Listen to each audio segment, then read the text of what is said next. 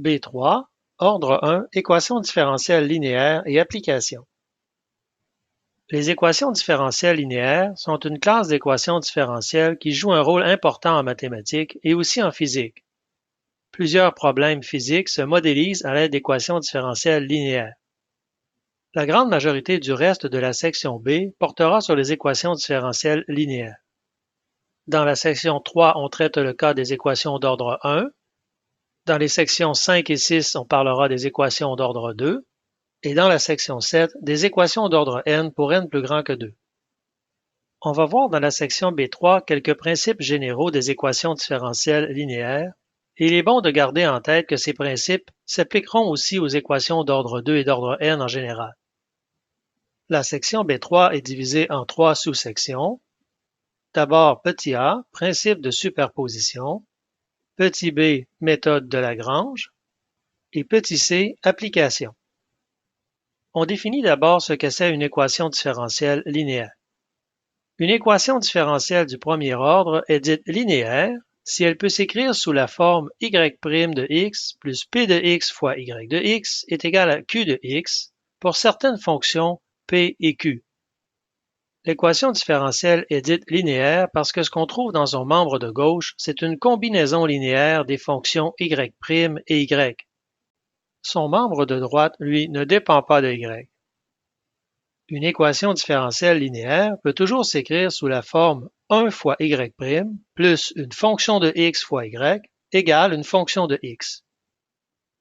En particulier, on n'y trouve jamais, par exemple, de y carré ou de produit entre y et y', etc. C'est donc une équation d'un type très particulier, mais qui, néanmoins, apparaît très souvent en pratique. On va distinguer deux cas dans la suite, le cas où le membre de droite q de x est 0 et le cas où il ne l'est pas. Lorsque q de x est égal à 0, on dit que l'équation différentielle est homogène, tandis que lorsque q n'est pas 0, on dit que l'équation est inhomogène ou encore non homogène. Dans la suite, on va typiquement appeler cette équation différentielle l'équation I comme dans inhomogène. C'est le cas général avec q de x différent de 0. Considérons quelques exemples. Prenons l'équation différentielle y' plus 2x carré y est égal à cos x. Cette équation différentielle est une équation linéaire. En effet, elle est déjà écrite sous la forme y' plus py est égal à q. On a ici p de x est égal à 2x carré et q de x la fonction cos x. Il s'agit donc d'une équation différentielle linéaire et inhomogène puisque q de x ici n'est pas 0. L'équation différentielle 1 plus x carré fois y' est égal à y est également une équation différentielle linéaire. Elle n'est pas écrite ici sous la forme demandée, mais par contre, elle peut s'écrire sous cette forme. Il suffit de diviser chaque membre de l'équation par 1 plus x carré, puis ramener le terme en y à gauche. On obtient alors y' moins 1 sur 1 plus x carré fois y égale à 0. Il s'agit donc d'une équation différentielle linéaire avec p de x est égal à moins 1 sur 1 plus x carré et q de x est égal à 0. Dans ce cas-ci, l'équation elle est homogène. Finalement, considérons l'équation différentielle y' plus xy carré est égal à 0. En raison du carré qui est ici, notre équation différentielle n'est pas linéaire. Il n'est pas possible de l'écrire sous cette forme. On sait résoudre cette équation différentielle car elle est séparable, mais les techniques que l'on va voir dans la section B3 ne s'appliquent pas. Soit dit en passant, même si on observe un 0 ici dans le membre de droite, on ne peut pas qualifier cette équation différentielle d'homogène. Le qualificatif homogène s'applique uniquement lorsqu'on a une équation différentielle qui est linéaire. Deux remarques. L'équation différentielle homogène associée à I, l'équation y' plus py est égal à q, c'est l'équation dans laquelle on remplace q par 0. C'est donc l'équation y' plus py est égal à 0 et on note cette équation h. On remarque que l'équation h est toujours séparable. En effet, on peut écrire y' est égal à moins py, puis en divisant par y, on obtient 1 sur y fois y' est égal à moins p. Par conséquent, on sait déjà résoudre l'équation linéaire homogène. On verra dans la suite comment on peut résoudre l'équation linéaire générale, c'est-à-dire l'équation inhomogène I. Avant d'énoncer le principe de superposition, voici une proposition que l'on pourrait qualifier de lemme au principe de superposition. Il s'agit d'une propriété des équations différentielles linéaires qui dit la chose suivante. Si y1 et y2 sont deux solutions particulières de l'équation I, alors la différence y2 moins y1 est-elle une solution particulière de l'équation H? La démonstration est très facile. On veut montrer que y2 moins y1 est une fonction qui satisfait cette équation différentielle. L'hypothèse, c'est que y1 et y2 sont toutes les deux des fonctions qui satisfont plutôt cette équation différentielle. Alors on substitue y2 moins y1 dans le membre de gauche de l'équation H et on fait les calculs. On obtient y2 moins y1' plus p fois y2 moins y1. Comme la dérivée d'une somme, c'est la somme des dérivées, on a y2' moins y1', et en regroupant les termes en y2, on obtient y2' plus py2. Puis en regroupant les termes en y1, on trouve moins y1' moins p fois y1, et en mettant le signe moins en évidence, on obtient moins y1' plus py1. Par hypothèse, y2 est une solution particulière de l'équation I, donc y2' plus py2 est égal à Q. Le contenu de la parenthèse ici, c'est donc simplement Q. De même, y1 est une solution particulière de I, donc y1' plus py1 est égal à Q aussi. Ainsi, la deuxième parenthèse est elle aussi égale à Q. On obtient donc Q moins Q, ce qui donne 0. Comme 0, c'est précisément le membre de droite de l'équation H, on a vérifié que y2 moins y1 est une solution particulière de H. Cette propriété spéciale est vraie parce que l'équation I est une équation linéaire. Aussi, comme la dérivée est une opération linéaire elle-même, on obtient le regroupement suivant des termes, ce qui permet d'utiliser l'information que y1 et y2 sont des solutions particulières de I. Notons que cette propriété que l'on vient de démontrer pour les équations différentielles linéaires d'ordre 1 est aussi vraie pour les équations différentielles linéaires d'ordre plus grand que 1. On peut faire une démonstration tout à fait semblable à celle que l'on vient de faire ici. Voici maintenant le principe de superposition. Il s'agit d'un résultat théorique important à propos des équations différentielles linéaires. D'ailleurs, on reverra une version de ce théorème pour les équations d'ordre supérieur à 1. Le théorème dit la chose suivante. Si y1 est une solution particulière non nulle de l'équation homogène H, et si yp est une solution particulière de l'équation inhomogène I, alors la famille de fonctions YH définie par C fois Y1 est la solution générale de l'équation H, et la famille de fonctions YG définie par YH plus YP est la solution générale de l'équation I. Le principe de superposition nous donne donc une façon de construire la solution générale de l'équation I. Il suffit de connaître une solution particulière de I et la solution générale de l'équation H associée. Pour construire la solution générale de H, il suffit de connaître Y1, une solution particulière de H en autant qu'elle ne soit pas la fonction 0. Par conséquent, à partir d'une solution particulière non nulle Y1 de H et d'une solution particulière YP de I, on peut construire les solutions générales et de H et de I. On appelle ce principe le principe de superposition parce que la solution générale de I est obtenue en superposant la solution générale de H et une solution particulière de I. Voici une démonstration du principe de superposition. On commence par démontrer l'énoncé A qui dit que C fois Y1 est la solution générale de H. Comme on l'avait remarqué précédemment, l'équation H est une équation qui est séparable. On peut écrire Y' est égal à moins PY, puis ensuite diviser par Y, et en intégrant, on obtient log de valeur absolue de Y est égal à moins l'intégrale de P plus une constante. En prenant l'exponentielle et en se débarrassant de la valeur absolue, la constante devient multiplicative et on obtient la solution générale A fois l'exponentielle de moins l'intégrale de P. Si on appelle y0 cette fonction de x, on peut l'écrire tout simplement sous la forme A fois y0. D'après l'hypothèse 1 du théorème, y1 est une solution particulière de H et c'est une solution qui n'est pas 0. Comme AY0 est la solution générale de H, ça veut dire qu'il existe une valeur A1 non nulle de cette constante, telle que Y1 est égal à A1 fois Y0. La solution générale de H contient toutes les solutions particulières de H et en particulier Y1. Aussi, comme Y1 n'est pas 0, la constante A1 ne peut pas être 0. Maintenant, si on regarde ce qui se passe avec YH, par définition, YH c'est C fois Y1, et comme Y1 c'est A1 fois Y0, on obtient C fois A1 fois Y0. Lorsque C parcourt l'ensemble des nombres réels, la constante C fois A1 parcourt elle aussi l'ensemble des nombres réels. Ça c'est vrai parce que A1 n'est pas 0.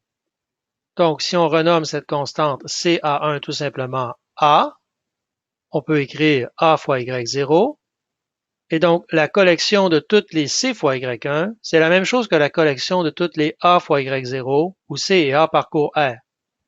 Or, comme on l'a déjà vu, A fois Y0, c'est rien d'autre que la solution générale de H. On vient donc de démontrer que YH, c'est la solution générale de H. Démontrons maintenant la conclusion B du théorème. Elle dit que YG défini par YH plus YP, c'est la solution générale de I. On va procéder en deux étapes. On va montrer d'abord que pour chaque valeur de la constante C, YH plus YP est une solution particulière de I. Puis, on va montrer par la suite que si Y2 est une solution particulière quelconque de I, alors on peut trouver une valeur de la constante C telle que YH plus YP est égal à Y2.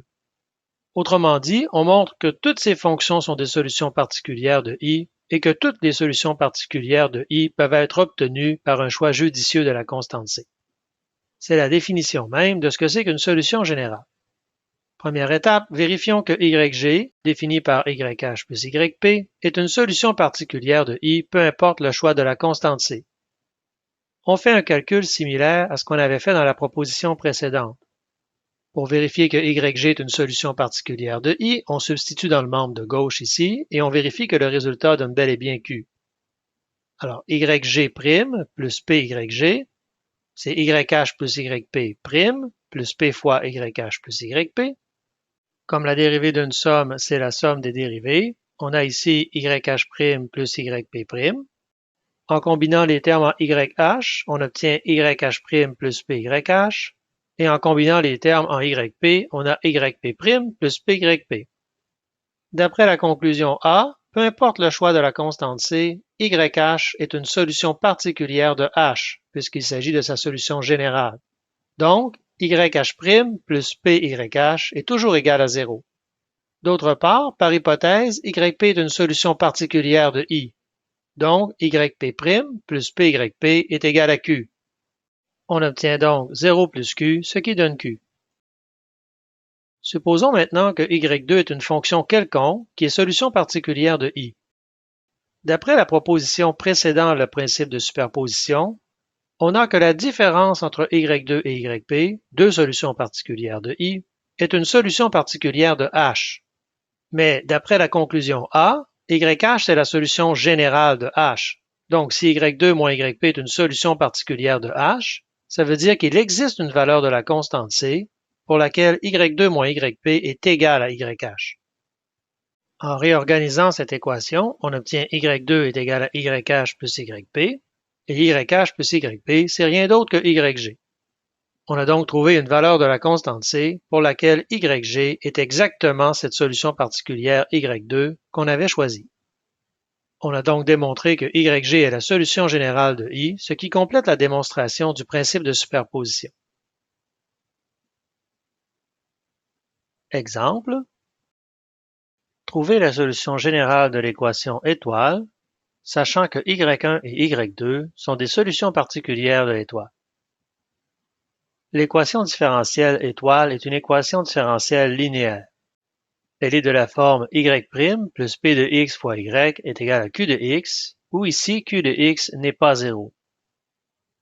C'est donc une équation différentielle linéaire inhomogène. Pour résoudre le problème, on utilise le principe de superposition.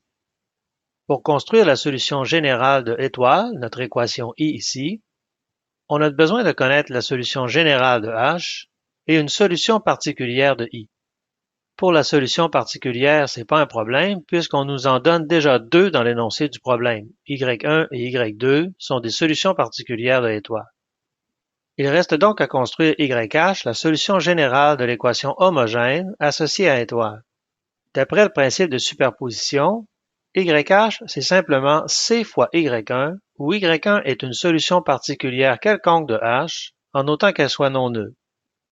Attention, le Y1 ici du principe de superposition n'est pas la même chose que le Y1 de l'énoncé de notre exemple.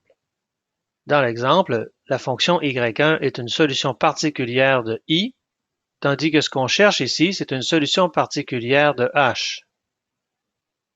La proposition du début de la section affirme que la différence entre deux solutions particulières de l'équation inhomogène est une solution particulière de l'équation homogène associée. Comme ici Y1 et Y2 sont des solutions particulières de étoile, on en déduit que Y2 moins Y1 est une solution particulière de l'équation homogène associée à étoile, c'est-à-dire Y' moins 3 sur XY est égal à 0. La différence entre Y2 et Y1, c'est X cube. Donc, X cube est une solution particulière de H, et comme cette fonction n'est pas la fonction 0, on en déduit par le principe de superposition que C fois X cube est la solution générale de H. Donc ici, YH, c'est Cx cube où C est une constante réelle. Maintenant, on a tout ce qu'il faut pour construire la solution générale de l'équation étoile. D'après le principe de superposition, YG, c'est YH plus YP, où YP, c'est n'importe quelle solution particulière de l'équation inhomogène. Dans ce cas-ci, on en connaît déjà deux, Y1 et Y2. On peut prendre celle de notre choix, par exemple, prenons Y1. Et donc, YG, c'est YH plus Y1. On a donc trouvé la solution générale, Cx cube moins 2x plus 1. Il est intéressant de noter qu'à partir de simplement deux solutions particulières de l'équation étoile, on a réussi à construire sa solution générale. La différence des deux solutions particulières est une solution particulière de H. Un multiple arbitraire de cette dernière est la solution générale de H. Et la superposition de cette solution générale de H avec une solution particulière de I nous donne la solution générale de I. Sous-section petit b, méthode de Lagrange ou encore méthode de variation de la constante. On essaie de résoudre l'équation linéaire inhomogène Y' plus PY est égal à Q. Le principe de superposition nous donne une stratégie générale pour résoudre cette équation différentielle. On résout d'abord l'équation homogène associée à I. On sait que cette équation est séparable, et donc on sait comment la résoudre. Sa solution générale, YH, est de la forme une constante fois une fonction non nulle Y1. Si on connaît une solution particulière YP de I, alors on peut appliquer le principe de superposition et trouver immédiatement la solution générale de I. En effet, on sait que YG, c'est YH plus YP. Il reste donc à savoir comment effectivement on peut trouver une solution particulière de I. La méthode de Lagrange, ou la méthode de la variation de la constante, stipule qu'il suffit de chercher une solution particulière YP qui est de la forme U de X fois Y1, où Y1 c'était la fonction non nulle apparaissant dans la solution générale de H. On l'appelle méthode de variation de la constante puisque la constante C ici est devenue une fonction inconnue U de X. Lorsqu'on applique la méthode de Lagrange, l'objectif est donc de trouver une fonction U de X telle que U de X fois Y1 est une solution particulière de I. Lorsqu'on substitue U fois Y1 dans l'équation différentielle I, on obtient une condition sur la fonction U. Il est possible de démontrer que l'équation différentielle obtenue en U est une équation séparable. Ceci veut dire qu'en théorie, on sait toujours comment trouver cette fonction U. Plutôt que de démontrer que la méthode fonctionne à coup sûr, on va plutôt faire des exemples qui montrent dans la pratique comment on la met en application. Résoudre Y' moins 2Y est égal à 4e à la x. Il s'agit d'une équation différentielle linéaire inhomogène. On applique donc la stratégie de résolution en 3 étapes de la diapositive précédente. Première étape, résolution de l'équation homogène associée. L'équation H ici, c'est l'équation Y' moins 2Y est égal à 0. On a remplacé le membre de droite de l'équation différentielle originale par 0. On ajoute 2y de chaque côté de l'équation, puis on divise par y, ce qui donne 1 sur y fois y' est égal à 2. En intégrant, on trouve log de valeur absolue de y est égal à 2x plus une constante d'intégration. Finalement, on isole y et puis on trouve y est égal à constante fois exponentielle de 2x. La solution générale de h est donc y indice h égale à constante e à la 2x. Deuxième étape, on applique la méthode de Lagrange. On cherche une solution particulière de l'équation différentielle de départ, y' moins 2y est égal à 4e à la x, qui est de la forme u de x fois exponentielle 2 à la x. La constante de la solution générale de h est devenue la fonction inconnue u de x. Pour que cette fonction yp soit une solution particulière de l'équation i, il faut et il suffit que yp' moins 2yp soit égal à 4e à la x. On substitue yp par u e à la 2x dans cette expression. Alors la dérivée de yp, c'est la dérivée de u fois e à la 2x, plus u fois la dérivée de e à la 2x, qui est 2e à la 2x. Puis on a moins 2yp qui est moins 2 fois ue à la 2x, et le membre de droite est inchangé. On observe que les termes 2u à la 2x et moins 2u à la 2x s'annulent. Il reste à gauche u' e à la 2x, et en divisant par e à la 2x de chaque côté, on obtient u' est égal à 4e à la moins x.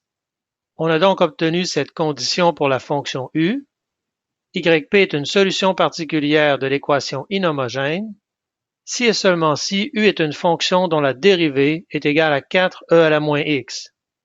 Cette équation différentielle pour u est très simple, c'est une équation différentielle séparable, même séparée, et en intégrant, on obtient u est égal à moins 4e à la moins x plus une constante d'intégration.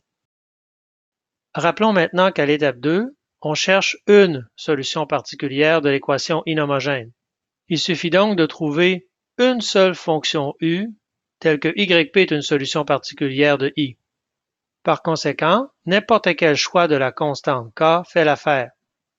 Prenons ici k égale à 0, alors u est la fonction moins 4e à la moins x, et la solution particulière yp qui lui correspond, c'est u fois e à la 2x, c'est-à-dire moins 4e à la moins x fois e à la 2x.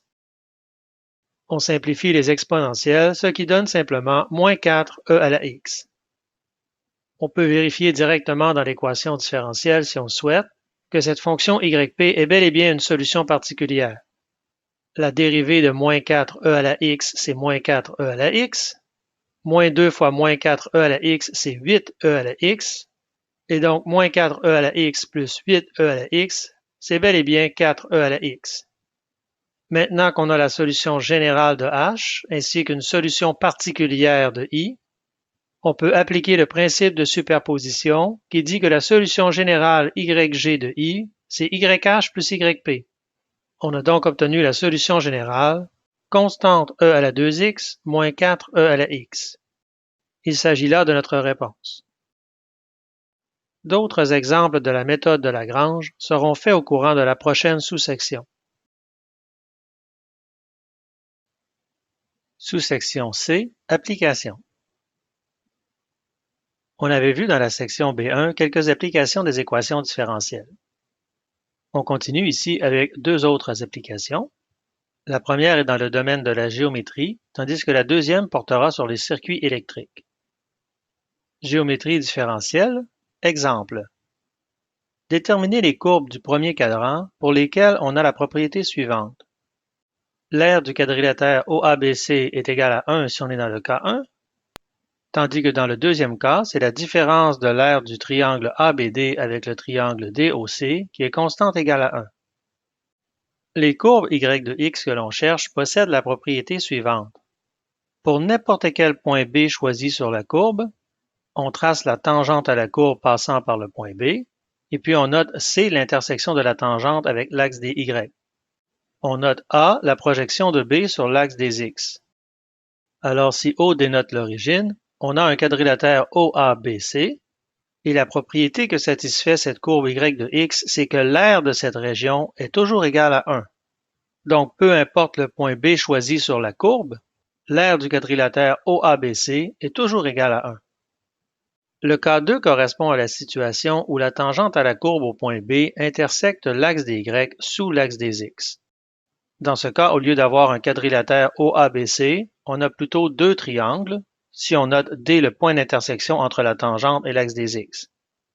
Dans ce cas, la règle c'est que l'aire du triangle ABD moins celle du triangle DOC doit être constante égale à 1. Une autre façon de voir ça, c'est que l'aire de la région ombragée qui se trouve sous l'axe des X est comptée négativement. On peut voir sur l'animation suivante un exemple de courbe solution y de x. Pour tous les points B sur la courbe, l'aire de la région ombragée est toujours constante égale à 1. Dans le cas où une partie de la région ombragée est sous l'axe des X, celle-ci compte négativement. La première étape de la solution consiste à modéliser le problème. On cherche ici des courbes et donc des fonctions y de x. Une équation différentielle pour y est cachée derrière la condition que l'aire de la région donnée dans l'énoncé doit être constante égale à 1. Supposons que y soit une courbe solution à notre problème.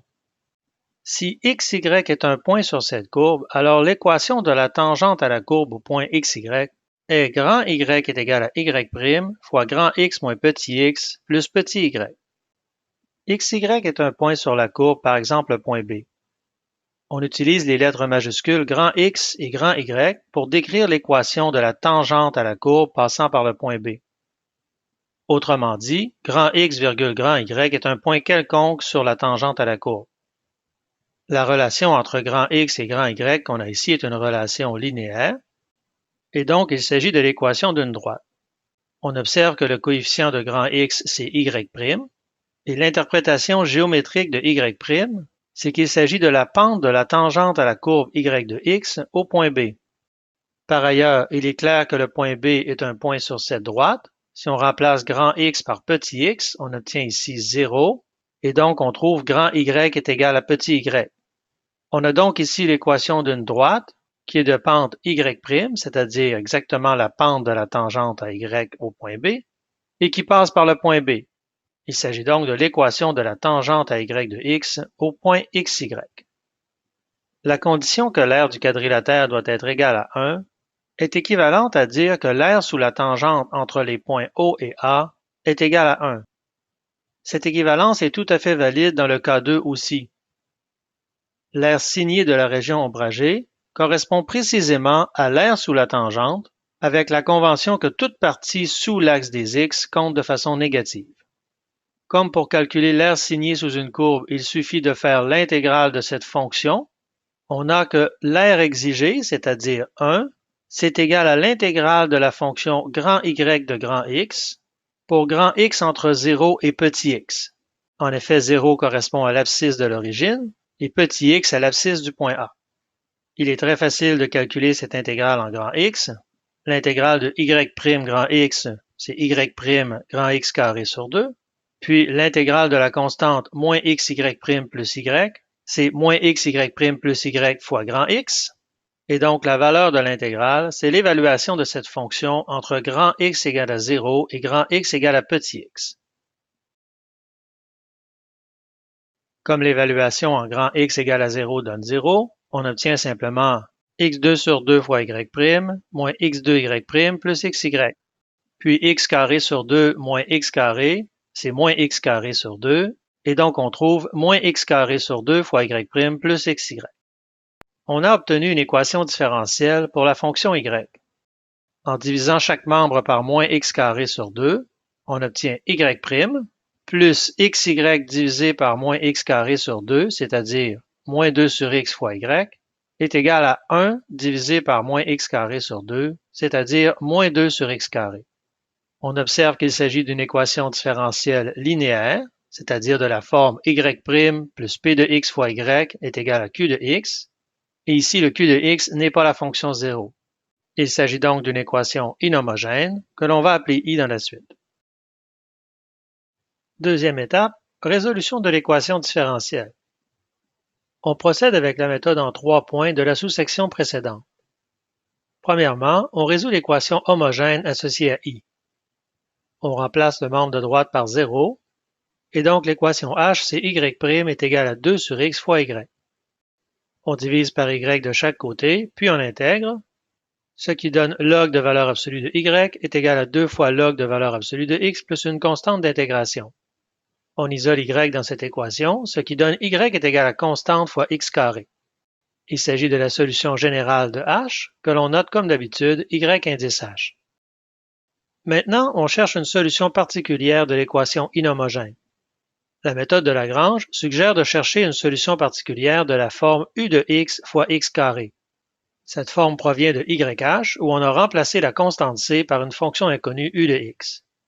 Pour connaître la condition sur u qui fait en sorte que YP est une solution particulière de i, on substitue dans l'équation i. La dérivée de YP, c'est u' x carré plus 2x fois u. En remplaçant dans i, on a YP', u' x carré plus 2xu, moins 2 sur x fois YP, c'est-à-dire moins 2 sur x fois ux carré, est égal à moins 2 sur x carré. On a ici moins 2xu qui s'annule avec 2xu, et en divisant par le coefficient de u', x carré, on obtient u' est égal à moins 2 sur x à la 4. Donc, YP est une solution particulière de i, si et seulement si la dérivée de u est égale à moins 2 sur x à la 4. En intégrant, on trouve que les fonctions u qui font l'affaire sont les fonctions 2 sur 3x³ plus une constante. Comme on ne cherche qu'une seule solution particulière de i, il suffit de prendre la constante k de notre choix. Prenons k égale à 0 qui donne les calculs les plus simples. On a alors u est égal à 2 sur 3x³, et YP, qui est u fois x carré, est égal à 2 sur 3x. On a donc montré que la fonction 2 sur 3x est une solution particulière de l'équation i. Maintenant, on applique le principe de superposition. La solution générale de i, c'est la solution générale de h, plus n'importe quelle solution particulière de i, par exemple celle qu'on vient de trouver. On a donc cx carré plus 2 sur 3x. Pour chaque valeur de c dans R, la fonction y de x définie par cx carré plus 2 sur 3x satisfait la condition du problème. Dans l'énoncé du problème, on demandait également que les courbes soient dans le premier cadran. Ceci veut dire que pour tous les x plus grands que 0, y de x doit être plus grand ou égal à 0. Remarquons qu'on a ici une inégalité stricte, puisqu'aucune des fonctions solutions n'est définie en x égale à 0. Donc, parmi toutes les solutions trouvées, on cherche celles qui satisfont la condition pour tout x plus grand que 0, cx carré plus 2 sur 3x est plus grand ou égal à 0. En ramenant le terme 2 sur 3x à droite, puis en divisant par x carré, cette inégalité est équivalente à demander que c soit plus grand ou égal à moins 2 sur 3x³ pour chaque x strictement plus grand que 0. Lorsque x parcourt les nombres réels positifs, l'expression moins 2 sur 3x³ parcourt tous les nombres réels négatifs. Et donc, pour satisfaire la condition d'être dans le premier cadran, la fonction y de x doit avoir une constante c qui est plus grande ou égale à tous les nombres négatifs. Ceci veut dire que c est plus grand ou égal à 0. Observons que réciproquement, si c est une constante plus grande ou égale à 0, clairement, ces inégalités sont vérifiées. Par conséquent, on a montré que les fonctions solutions à ce problème sont les fonctions y de x de la forme constante x carré plus 2 sur 3x, où la constante c est plus grande ou égale à 0.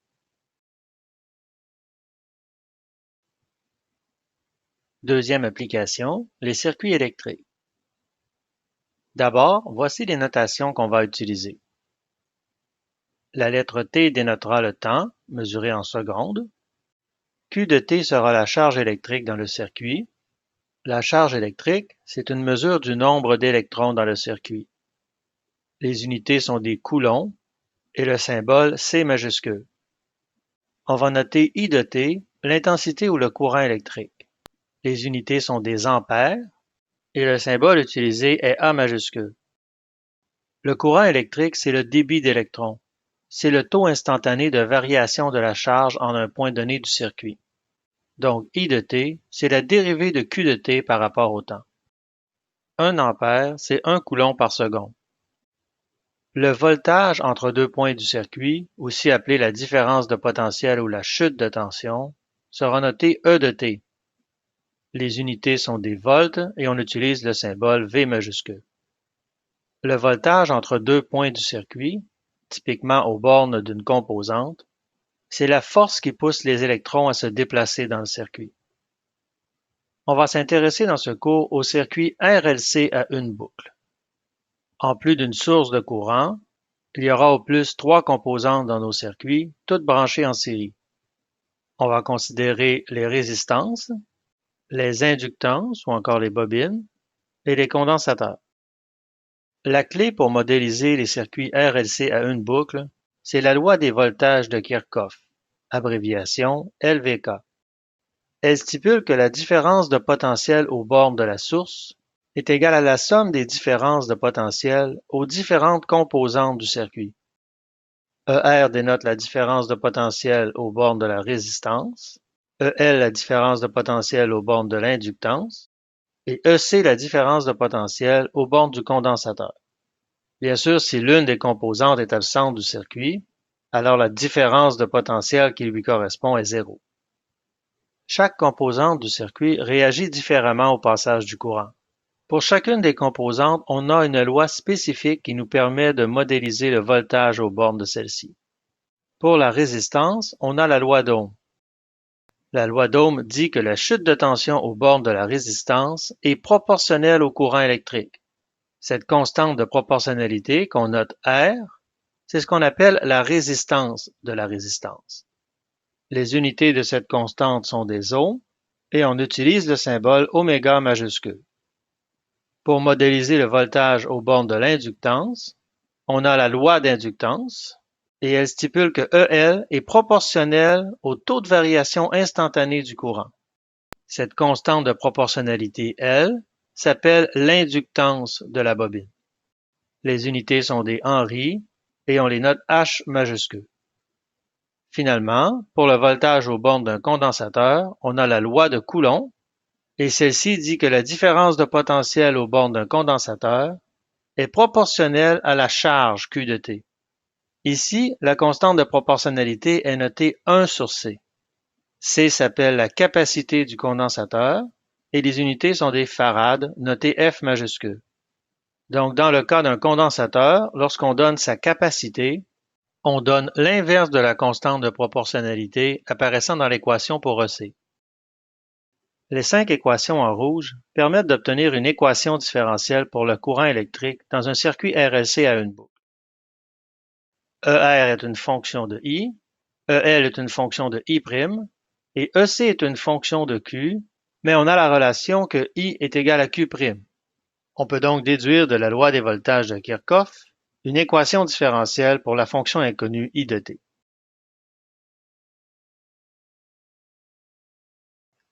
On fait 2 exemples. Exemple 1. Considérez le circuit RL ci-contre avec I de 0 est égal à 0. À quel moment le courant aura-t-il atteint 99% de sa valeur stationnaire? Dans ce circuit, on a une source de courant continu de 10 volts, une inductance L de 2 Henry et une résistance R de 20 ohms. La première étape consiste à modéliser le circuit.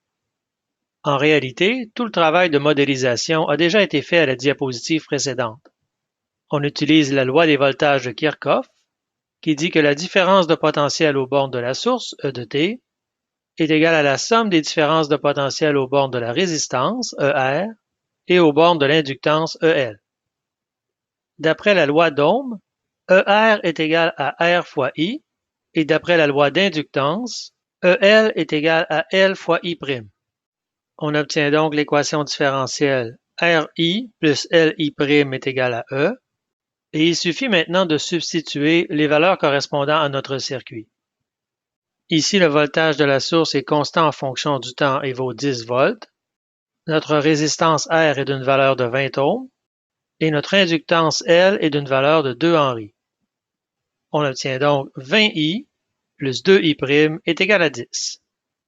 Voilà l'équation différentielle à résoudre pour la fonction inconnue I de t.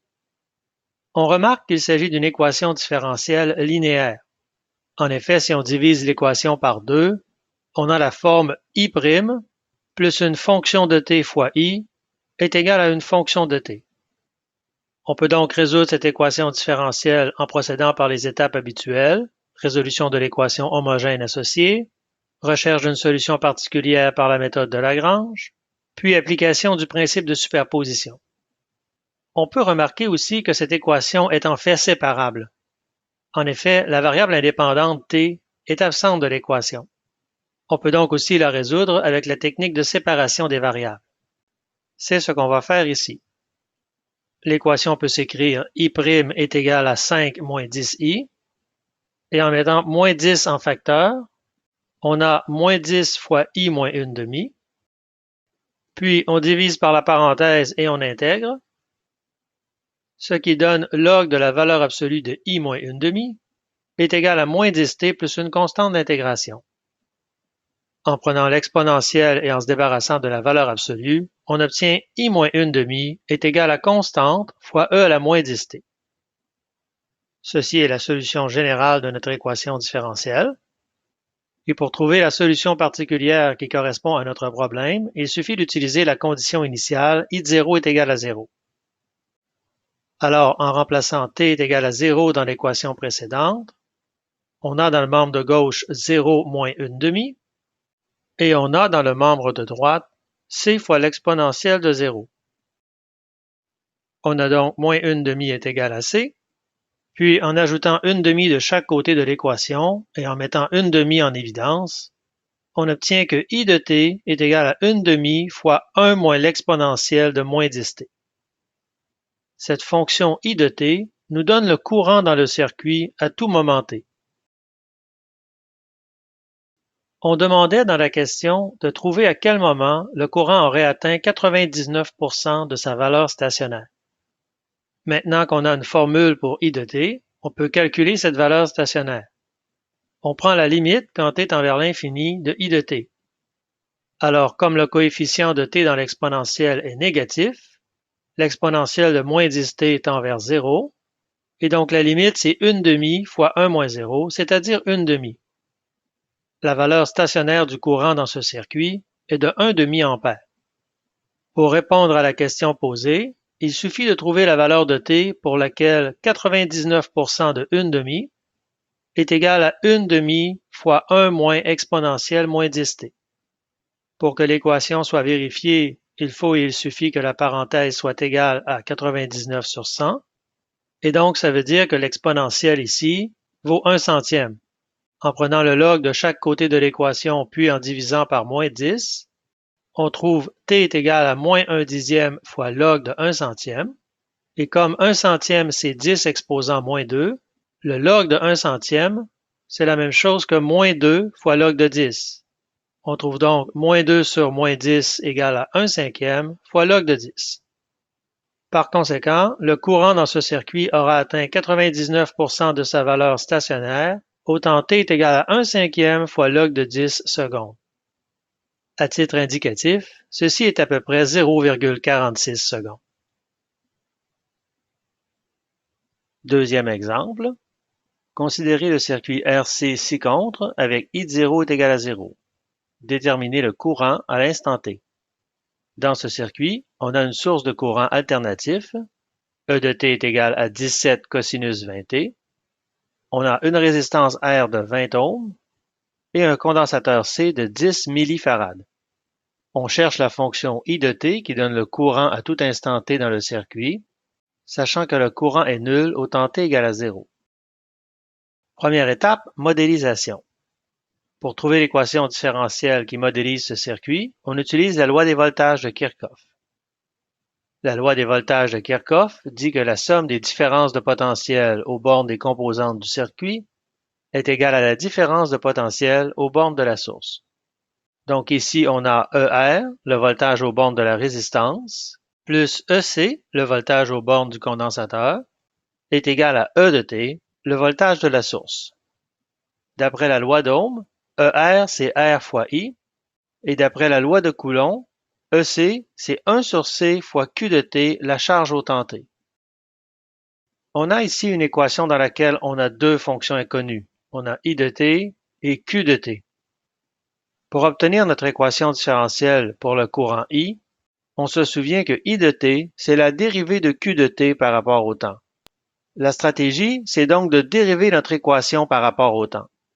En dérivant de chaque côté par rapport à t, on obtient RI' plus 1 sur c fois Q' est égal à E'. Mais comme Q' est égal à I, ça donne l'équation RI' plus 1 sur c fois I est égal à E'. Voilà notre équation différentielle pour I de t. On substitue maintenant les valeurs spécifiques pour notre circuit. Ici, R, c'est la résistance 20 ohms.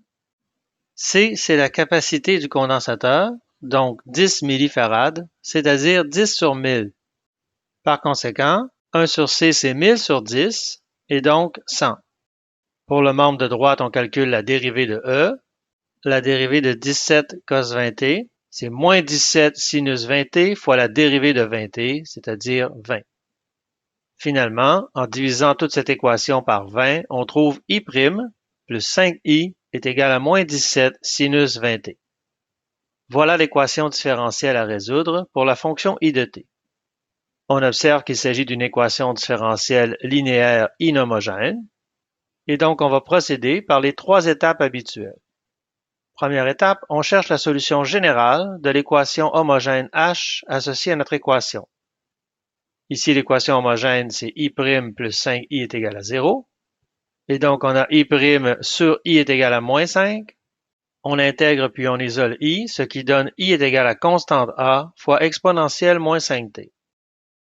Comme il s'agit de la solution générale de l'équation homogène H, on la note I indice H. La deuxième étape consiste à trouver une solution particulière de l'étoile. On utilise la méthode de Lagrange. Comme la solution générale de H était de la forme constante exponentielle moins 5t, on cherche une solution particulière de l'étoile qui est de la forme fonction de t exponentielle moins 5t. Pour que cette fonction IP soit une solution particulière de l'étoile, il faut et il suffit que IP' plus 5IP soit égal à moins 17 sinus 20t. La dérivée de IP, c'est U' E à la moins 5t, moins 5U E à la moins 5t, plus 5IP, c'est plus 5U E à la moins 5t, et on a le membre de droite, moins 17 sinus 20t. Les termes 5U E à la moins 5t et moins 5U E à la moins 5t s'annulent. Il reste à gauche U' E à la moins 5t, et en multipliant de chaque côté par E à la 5t, on trouve U' est égal à moins 17 sinus 20t, E à la 5t.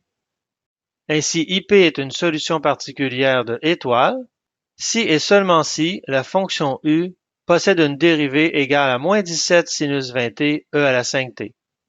Il suffit donc de calculer les primitives de cette expression, ce qu'on peut faire en intégrant 2 fois par partie. Après la deuxième fois, on retrouve une expression de la forme sinus 20t exponentielle 5t, puis il suffit d'isoler la valeur de l'intégrale. On trouve que U est égal à 4 cinquièmes cosinus 20t moins 1 cinquième sinus 20t fois exponentielle 5t plus constante k d'intégration. Comme à l'étape 2, on ne cherche qu'une seule solution particulière de l'étoile, il suffit de prendre ici la valeur de la constante k qui fait notre affaire. Prenons k est égal à 0. On a que U, c'est simplement cette parenthèse multipliée par l'exponentielle de 5t. Et comme IP, c'est U fois exponentielle moins 5t, le produit des exponentielles donne 1 et il reste tout simplement le contenu de la parenthèse. Et donc, IP est égal à 4 cinquièmes cosinus 20t moins 1 cinquième sinus 20t. Maintenant qu'on a la solution générale de H et aussi une solution particulière de l'étoile, il suffit d'appliquer le principe de superposition. Et la solution générale de étoile, c'est I est égal à IH plus IP, c'est-à-dire AE à la moins 5t plus 4 cinquièmes cosinus 20t moins 1 cinquième sinus 20t. Troisième et dernière étape, il reste à calculer la valeur de la constante A pour que I de 0 soit égal à 0. En substituant t est égal à 0 et I est égal à 0 dans l'équation précédente, On trouve a fois l'exponentielle de 0 plus 4 cinquièmes fois cosinus de 0 moins 1 cinquième fois sinus de 0 égale à 0. Or, le sinus de 0, c'est 0, le cosinus de 0, c'est 1, et l'exponentielle de 0, c'est 1 aussi. On a donc a plus 4 cinquièmes est égal à 0, ce qui veut dire que a est égal à moins 4 cinquièmes. On remplace cette valeur de a dans la solution générale, ce qui nous donne la solution particulière cherchée. I de t est égal à moins 4 cinquièmes exponentielle moins 5t plus 4 cinquièmes cosinus 20t moins 1 cinquième sinus 20t. Il s'agit de notre réponse. I de t donne le courant de notre circuit à tout moment t. On observe deux morceaux distincts dans la solution. Il y a le terme moins 4 cinquièmes exponentielle moins 5t, qui provient de la partie homogène de l'équation différentielle. Et il y a cette somme de cosinus et de sinus, qui, elle, provient de la partie non homogène de l'équation différentielle. On remarque que le premier terme est une exponentielle décroissante, et donc lorsque t tend vers l'infini, ce terme tend vers 0. Par conséquent, pour t assez grand, le premier terme est négligeable par rapport à la somme des cosinus et sinus qu'on a ici. Le terme exponentiel s'appelle le terme transitoire dans cette solution, tandis que le reste s'appelle le régime permanent. Après un certain temps, I de t se comporte exactement comme 4 cinquièmes cosinus 20t moins 1 cinquième sinus 20t. Le régime permanent est dicté par le membre de droite de notre équation différentielle. Ici, il est dicté par la source de courant alternatif. Le terme transitoire, lui, permet d'ajuster la solution pour satisfaire I de 0 est égal à 0. Sur le graphique suivant, on voit la fonction oscillatoire du régime permanent. On a en bleu le terme transitoire de la solution, c'est-à-dire l'exponentielle décroissante. La solution particulière de notre problème, c'est la superposition de ces deux courbes. I de t, c'est la somme du terme transitoire et du régime permanent. Comme le terme transitoire tend rapidement vers 0, la courbe en rouge, notre solution, s'approche rapidement de la courbe en vert, soit le régime permanent. Après environ une seconde, les deux sont indistinguables l'une de l'autre. On peut voir qu'au temps t égale à 0, le régime permanent vaut 0,8 et que l'ajout du terme transitoire permet d'avoir I de 0 est égal à 0. Cet exemple complète la section B3.